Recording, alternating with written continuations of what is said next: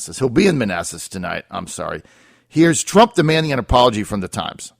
Have an additional statement from Donald Trump's office, and actually he's now demanding an apology from what he calls the failing New York Times for accusing him of mocking a reporter's physical disability. And it says, in fact, Mr. Trump does not know anything about the reporter, anything about what the reporter looks like. Says he was just merely mocking the fact that the reporter was trying to pull away from a story that he wrote 14 years ago. He accuses, in a quote, this reporter of thinking a lot of himself if he thinks I remember him from decades ago. I will point to the fact that this reporter, Serge Kovaleski, actually covered Donald Trump for many years.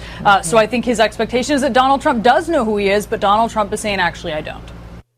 Who cares? I don't know if Trump knew the reporter or not. I don't really care. I mean, who cares?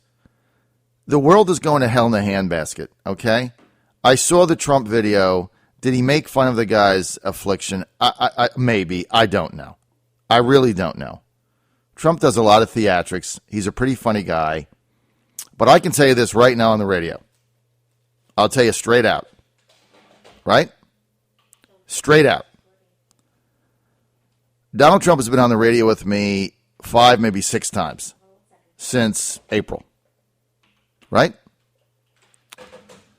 Basically, his campaign is so nice to me that whenever I call up and make a request, they respond immediately, and they find a date, and we book them on. They don't ask me for questions. I can talk about anything I want. Now, I've got a handicap. I am the only syndicated radio talk show host in America who stutters. I'm it. One guy or gal. That's me. Nobody else is on the air every day with a syndicated talk show who has a speech impediment. Just me. So I have a handicap. It is what it is. I've been fighting the battle since I can remember, since I'm 5. When I was in school, high school, I couldn't talk. I couldn't get a sentence out. I couldn't answer the phone. I couldn't speak, period. I had a severe stutter. Now I'm on the radio 4 hours a day, but I stutter. I have a handicap. Donald Trump has been on the air with me, Courtney, how many times? 5, maybe 6, right? I stutter. Doesn't make fun of me, regardless of what I say.